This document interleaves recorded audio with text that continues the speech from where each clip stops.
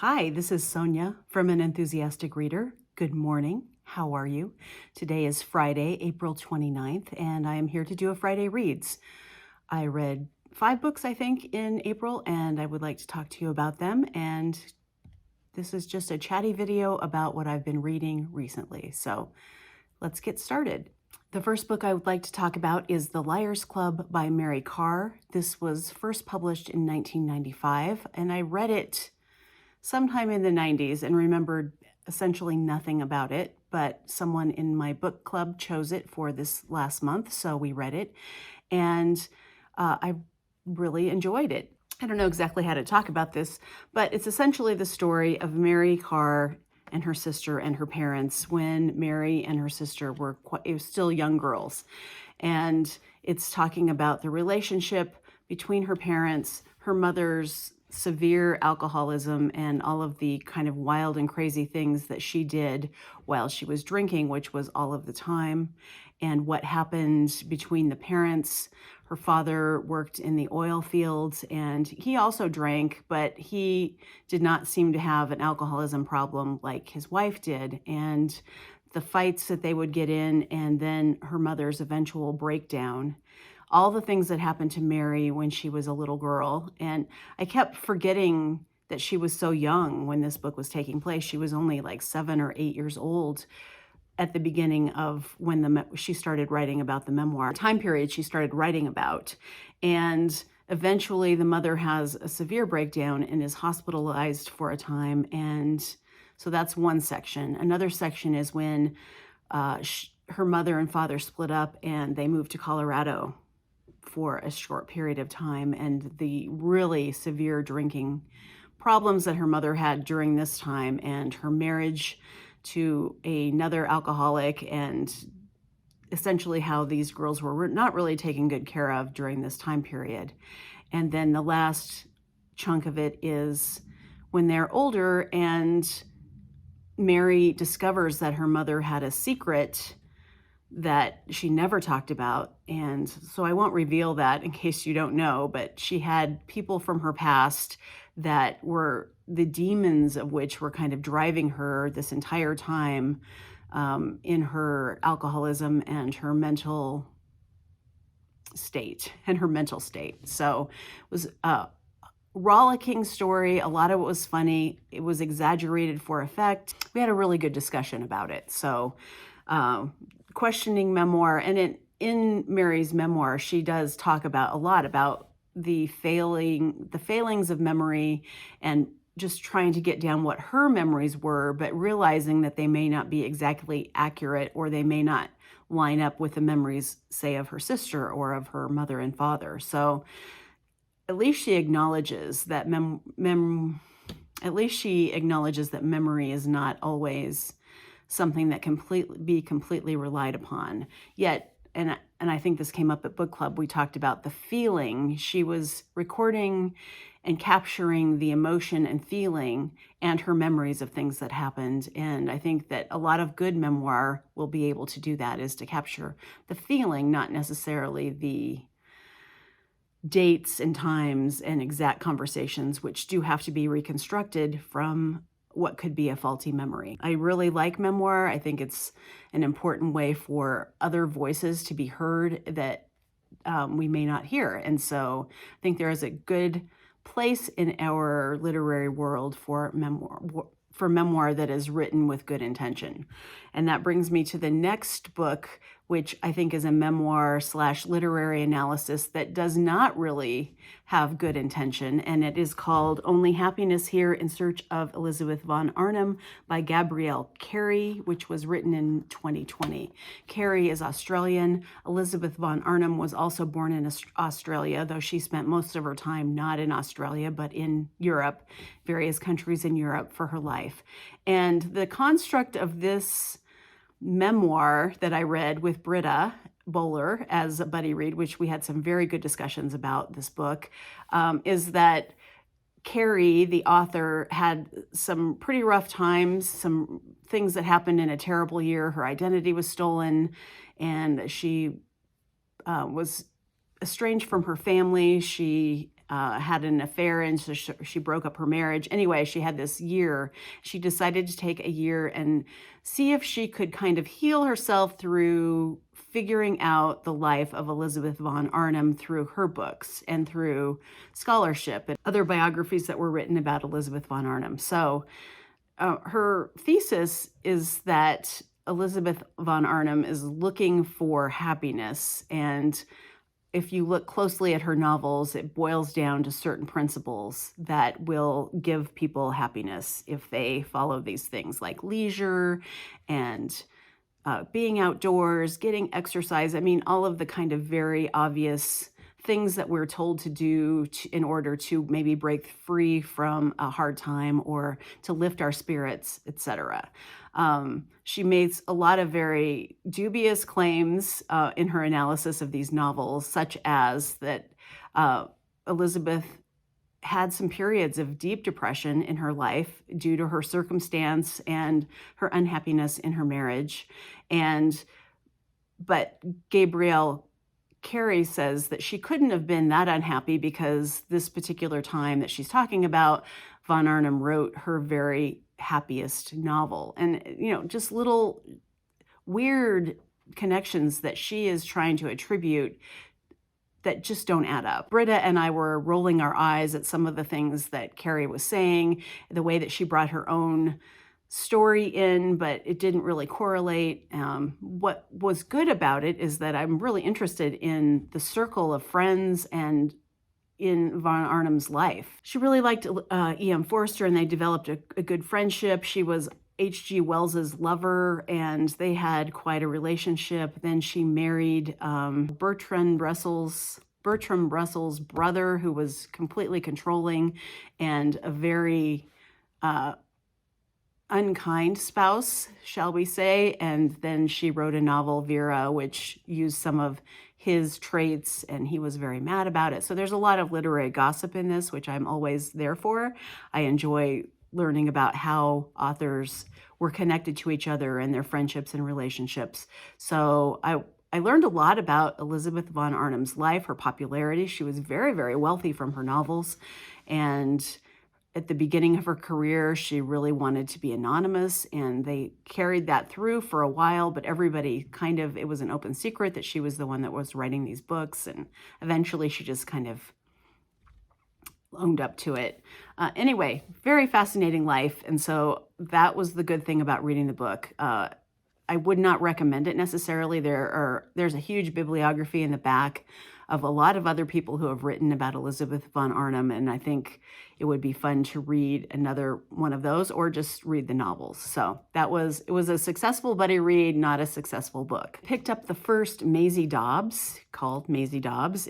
She is a psychologist / detective in the first book during World War I and just beyond. And I loved this book. I thought I really liked the writing. I like the characters, and I can't wait to read more. I can't wait to read more of the books in this series. That was just very successful for me.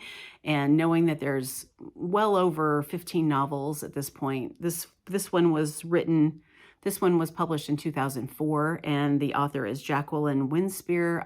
This is a very popular series. I know a lot of people read it, so I will be looking forward to picking up the next in the series. A book that I read that was long-listed on the Women's Prize, but not short-listed on the Women's Prize, is the final revival of Opal and Neve by Dawnie Walton. This was published in 2021. First of all, just say I don't follow prizes very much anymore. I used to kind of follow them a little bit, but there's too many prizes and there's too many long lists, short lists. I don't have the patience for that. I do watch videos of other people who do have the patience for that. But anyway, this book was on the long list for the Women's Prize, and I am not surprised it didn't make it to the short list because I did not really think it worked very well. It didn't work well for me anyway. It's an oral history taking place in the present day, but it is about these two musicians, Opal and Neve, who are unlikely bandmates in, I never really got the idea of what the music was like for these, but maybe kind of like soul, rock group. And she is African American, he is British, and they were only partners in the story together for a very short period of time, but there was a seminal thing that happened at their final concert together where someone was killed, and then the daughter of the person who was killed is a rock journalist years later. And anyway, it's an oral history about this phenomenon and the thing that happened at the concert, and then what happened to all the people. And I just thought it was too overburdened. First of all, there were characters that were written as like comic relief, like Opal's sister Pearl and her really dear friend who helped her pick out all of her clothes and kind of styled her for her album covers. And I just didn't like those parts. There were also lots and lots of reviews, like music journalism reviews of various projects that these people had over the years. And I found a lot of it just tedious to read. So I was interested in the core story. I think if this had been written as a straightforward novel about Opal, I would have probably liked it a lot more. But as it is, I thought the writing was very good, but the structure just overburdened the story for me.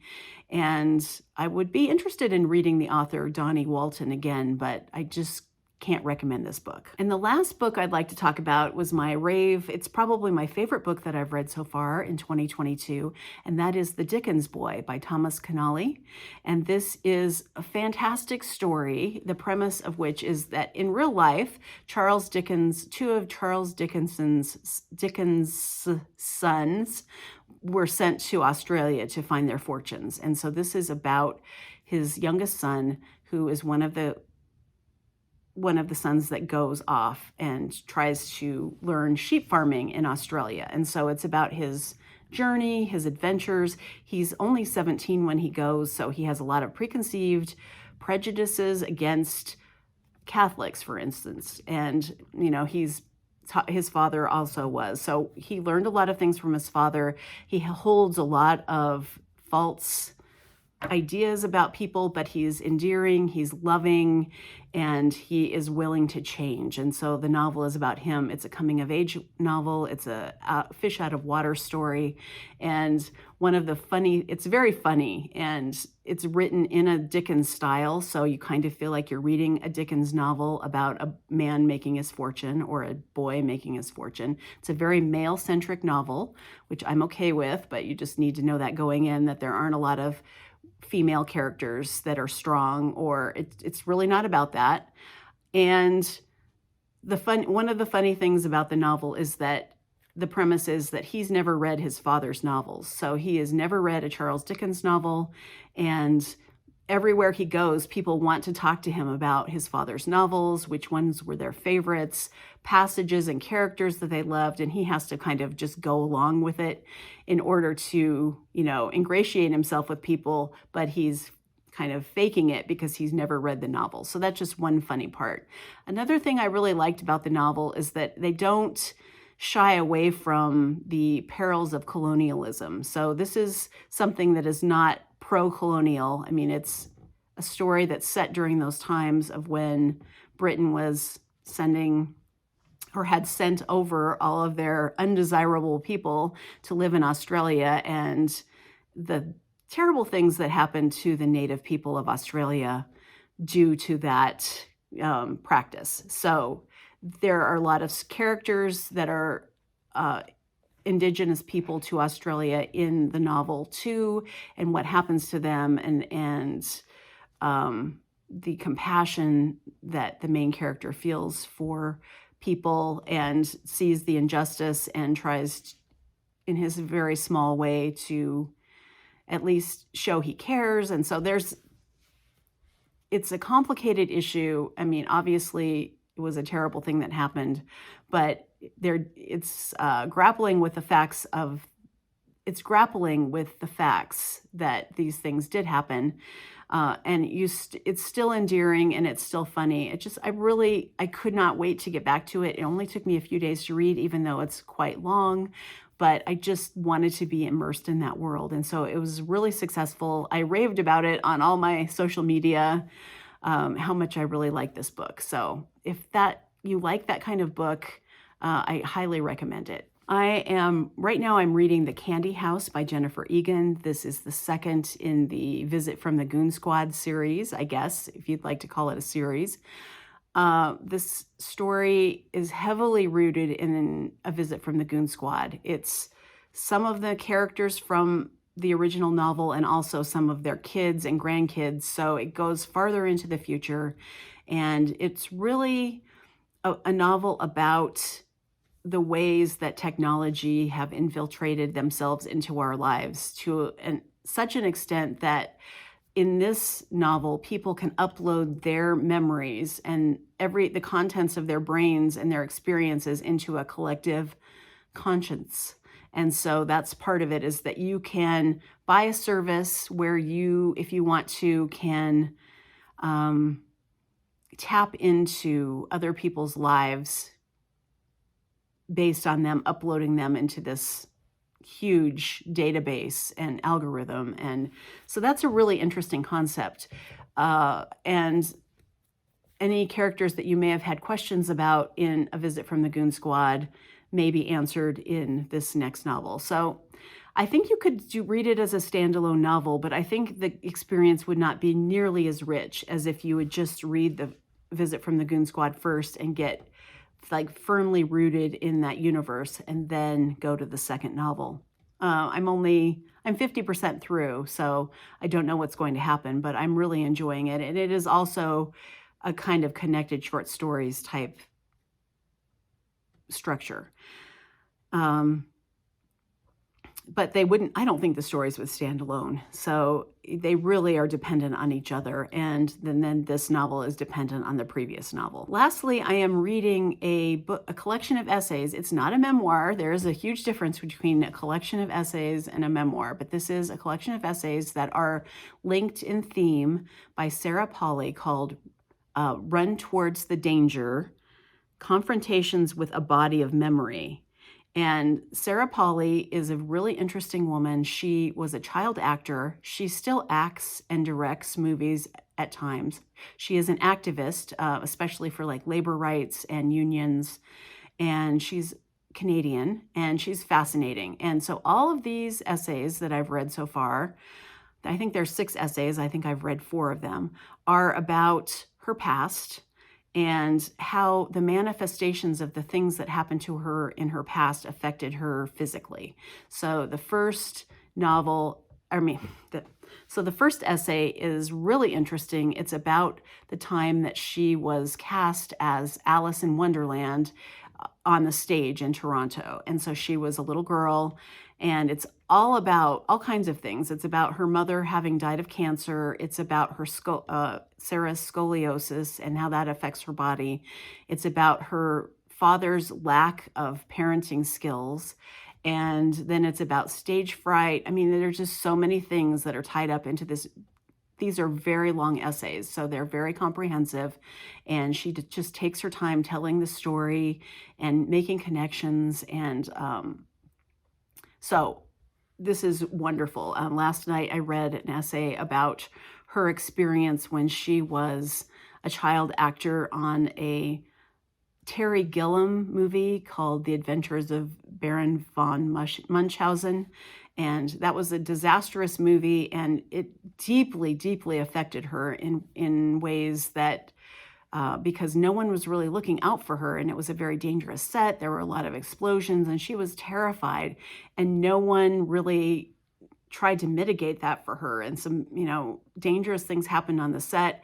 And then she had email exchanges with Terry Gilliam later, trying to explain, if he has children in his movies, he needs to take better care of them. And he initially made it sound like he was sorry and wanted to do something about it, but then he just completely blew her off. And so it's just such an interesting premise. And every essay I've read so far, I've just been totally engrossed with. This is by far the best essay collection that are essays that are thematic that I have read in a long time. I'm going to do a second video about what I'm going to do for my May reading, so I don't think I'll talk about that here. But I'm happy to catch up with you. Please let me know what you're reading in the comments if you'd like to. And thank you so much for watching and participating in my channel. And I will see you in the next video. Bye.